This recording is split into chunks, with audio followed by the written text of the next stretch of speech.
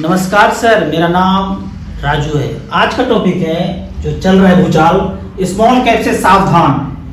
हमारे रेगुलेटर भी चिंता में है और कहते हैं स्मॉल कैप मिड कैप में इतना ज़्यादा इन्फ्लो हो रहा है कि इन्वेस्टर के हितों की रक्षा करना हमारा दायित्व है। सच में उनका दायित्व भी है, तो ऐसा पॉलिसी बनाना है कि इन्वेस्टर के हितों का रक्षा हो सके। और अभी तो ये स्मॉल कैप का बात है, लेकिन यही पैसा अगर लार्ज कैप में आते रहता तो ये बात वहां भी होता कि लार्ज कैप में इतना ज्यादा इन्फ्लो हो रहा है या मिड कैप में स्मॉल कैप में इतना ज्यादा इन्फ्लो हो रहा है। तो ये तो इन्फ्लो जितना एजुकेशन होते रहेगा, जितना हम लोग ने एडवर्टाइज किया है, म्यूचुअल फंड सही है, मार्केट सही है, लंबे समय में अच्छा वेल्थ क्रिएशन होता है, तो ये तो होना ही था।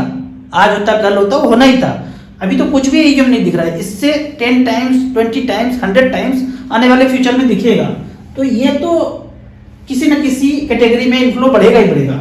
जहां तक बात है कि इन्वेस्टर के हितों की रक्षा करना है, तो उसमें कुछ और जोड़ने लायक चीज है।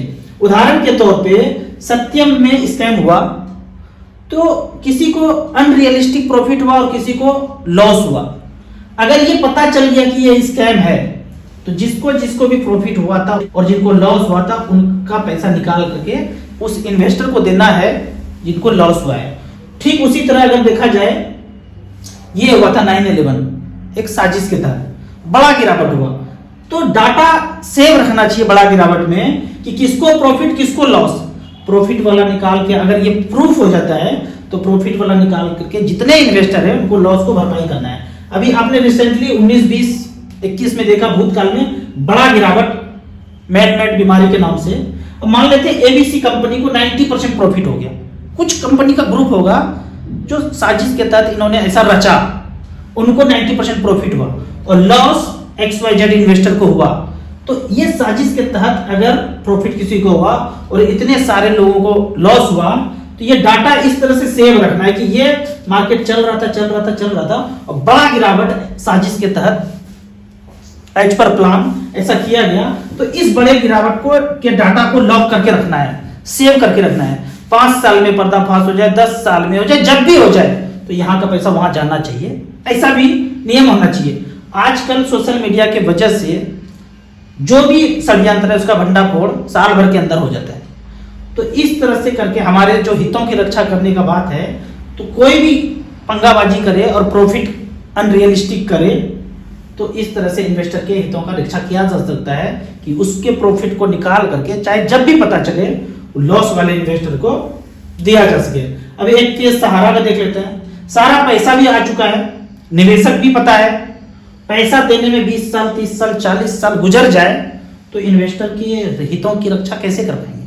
जल्दी से जल्दी जो पैसा जिनका फंसा हुआ है, पता चला मर के चला गया और रिक्शा चला रहा है, ठेला पे पकौड़ा बेच रहे हैं और पैसा तो जमा किया था अच्छे फ्यूचर के लिए, 30 लाख 40 लाख 50 लाख 1 करोड़ रुपया इन्वेस्टेड है कि बुढ़ापे में कुछ सुखमय जिंदगी जिएंगे, और आज कटोरा लेके भीख मांग रहे। तो ऐसा स्थिति नहीं होना चाहिए। तो इन्वेस्टर के हितों की रक्षा करना है तो कुछ पॉइंट जो मुझे समझ में आता है ऐसा होना चाहिए। जहां तक बात है पैसे का, जिनका लॉस हुआ है और जिनको चालबाजी से प्रॉफिट हुआ है, उसके प्रॉफिट को निकाल करके इन्वेस्टर के लॉस को भरपाई करना है। अब यहाँ पे मैं ये बोलना चाहूंगा कि स्मॉल कैप मिड कैप में रिस्क है, लेकिन वही लोग यहाँ पे पैसा डालिए, चाहे 1 टर्म डालिए या SIP डालिए, जिसके पास 15 साल से ज्यादा टाइम है। 1 साल 2 साल 3 साल टाइम है, बैंक FD कीजिए, लार्ज कैप कीजिए, मल्टी कैप कीजिए, बैलेंस फंड कीजिए, लिक्विड डेट में कीजिए। लेकिन मिड कैप स्मॉल कैप में जाते हैं, 15 साल से ऊपर टाइम दीजिए। कितना भी इनफ्लो होते रहेगा, कितना भी ऊपर नीचे होगा, आपको मिड कैप स्मॉल कैप इतने समय से ज्यादा टाइम देते हैं तो आपको अच्छा खासा गेन होगा। अब इसको अगर कंपेयर करेंगे तो ठीक इसी तरह से कि शादी करने के लिए आप लड़की ढूंढने जाते हैं, कहते हैं ठीक ठाक है, तो उसमें हलचल भी कम होगा। सुंदर है तो उनमें वोलेटिलिटी तो है ना, ज्यादा दिखेंगे। अति सुंदर है तो कब वोलेटाइल हो जाए और कब नॉर्मल हो जाए, इसमें बहुत ज्यादा जो है ना तालमेल बैठा नहीं सकते हैं। तो ये है अति सुंदर में मिड कैप स्मॉल कैप आ गया, स्मॉल कैप माइक्रो कैप आ गया। कब 20% 30% गिर जाए, लेकिन बड़ा गिरावट फिर वही चालबाजी। अगर चालबाजी से हुआ है तो किसको प्रॉफिट हुआ है किसको लॉस हुआ है, ये डाटा सेव करके रखना है। अभी आप देख रहे होंगे रिसेंटली कि बड़ा गिरावट हो ही नहीं पा रहा है, चाह के भी मार्केट नहीं गिर पा रहा है। थोड़ा सा गिरा फिर बढ़ जाता है, फिर गिरा 2-4%, फिर अगले दिन 2-3 दिन में देखेंगे रिकवर होता हुआ नजर आता है। मुझे नहीं लगता है कि नियर फ्यूचर में बड़ा गिरावट जैसा भूतकाल में देख चुके हैं, ये सब जो कांड हो चुका है एज पर प्लान, उस तरह का बड़ा गिरावट मुझे देखने में समझ में नहीं आता है कि ऐसा कुछ होगा। ठीक है, 5-10% तो कभी भी mutual fund subjected to market risk, इसके लाइन में लिखा हुआ है सेंटेंस में, इतना तो कभी भी गिरने के लिए आप तैयार नहीं कि कभी भी गिरेगा, और गिरेगा तो वही करना है, छोटा मोटा टॉपअप करते रहना है। अब कुछ यहाँ पे कमेंट्स का बात कर लेते हैं। Raju sir, mid cap small cap invest करना बिल्कुल 100% ठीक है, 15 ईयर के लिए कोई प्रॉब्लम तो नहीं होगा? अगर 15 साल टाइम है तो कोई प्रॉब्लम नहीं होगा। हमारे रेगुलेटर भी हमारे लिए चिंता कर रहे हैं, वो नियर फ्यूचर के लिए बोल रहे हैं। 1-2 साल में कुछ हलचल हो जाएगा, इन्वेस्टर इतना गाड़ी कमाई करके पैसा जमा कर रहे हैं, कुछ ऐसा 20-30% गिरावट हो जाए तो दिक्कत हो जाएगा। हमारे हितों की रक्षा के लिए कुछ ऐसा पॉलिसी बनाएंगे, जब बनेगा तो देखा जाएगा। अभी भी बहुत कुछ ऐसा है जिससे कि हमारा मार्केट हमेशा सेफर स्थिति में होता है। सर, एचडब्ल्यूपी स्मॉल कैप में करेंगे तो प्रॉब्लम नहीं होगा? मैं पहले भी बोला हूं, यदि आपने सोचा था 15% का रिटर्न, लेकिन वो 20% 22% का रिटर्न दिखा रहा है, आपने 1 लाख लगाया था या 10 लाख लगाया था, सोचा था 20 लाख होगा और 30, 35, 40 लाख हो गया। जैसे कि मैंने एचडीएफसी मिड कैप अपॉर्चुनिटी में 5 लाख लगाया था, वो 22 लाख हो गया, मैं वहीं से एचडब्ल्यूपी मार दिया। कोई जरूरत नहीं। अगर आप हमेशा 10%, 20%, 30% आप गिरावट झेलने के लिए तैयार रहिए, और उतना बढ़ चुका है तो गिरेगा भी तो भी वहां से एचडब्ल्यूपी हो सकता है, तो मुझे कोई दिक्कत नहीं लगता है। अगर 15 साल से ऊपर आप बने हुए हैं स्मॉल कैप में और वहां से स्मॉल कैप से ही आप एचडब्ल्यूपी ले रहे हैं, तो मुझे कोई ज्यादा दिक्कत समझ में नहीं आता है, बने रह सकते हैं, वहां से भी एचडब्ल्यूपी ले सकते हैं। राजू भाई, लोन लेकर म्यूचुअल फंड में इन्वेस्ट कर सकते हैं? बिल्कुल नहीं लगाना है लोन लेके। आप मान लीजिए 10 लाख लोन लेंगे और उसका ईएमआई मान लेते हैं 12,000 आता है, 12,000 रुपये आपकी जेब से जा रहा है, तो उस 12,000 का भी ही एसआईपी कीजिए मिड कैप स्मॉल कैप में लंबे समय के लिए। लंबा समय मतलब 15 साल से ऊपर। लोन लेके कभी नहीं लगाना है। राजू भैया, टर्म इंश्योरेंस लेना चाहिए या फिर म्यूचुअल फंड में ही इन्वेस्ट करना चाहिए? एक टर्म प्लान आप कमाने वाले हैं, बाकी सब लोग डिपेंडेंट हैं। एक टर्म प्लान 30 लाख, 40 लाख, 50 लाख तक ले लेना चाहिए, जिसका ज्यादा से ज्यादा 6,000, 7,000, 8,000 सालाना आएगा। इतना दे करके अगर आपके पास पैसा है, 2-4 करोड़ रुपया है, वर्थ बना हुआ है, तो कोई जरूरी नहीं है इंश्योरेंस लेने का कि भाई ऐसा कुछ होगा तो फैमिली के बैकअप के लिए पैसा तो पहले से। लेकिन आप कमाने वाले अकेले हैं, डिपेंडेंट हैं, तो 30 लाख, 40 लाख, 50 लाख का एक टर्म प्लान होना चाहिए। इस टर्म प्लान लेने के बाद बाकी सारा पैसा आप म्यूचुअल फंड में एसआईपी करते रहिए, वन टाइम करते रहिए। ठीक है, अगला क्वेश्चन है, वेरी वेरी इंपॉर्टेंट क्वेश्चन है। सब अमीर व्यक्ति के मन में ये क्वेश्चन उठता है कि 1 करोड़ रुपया अगर गेन हो जाए तो टैक्स कितना देना पड़ेगा?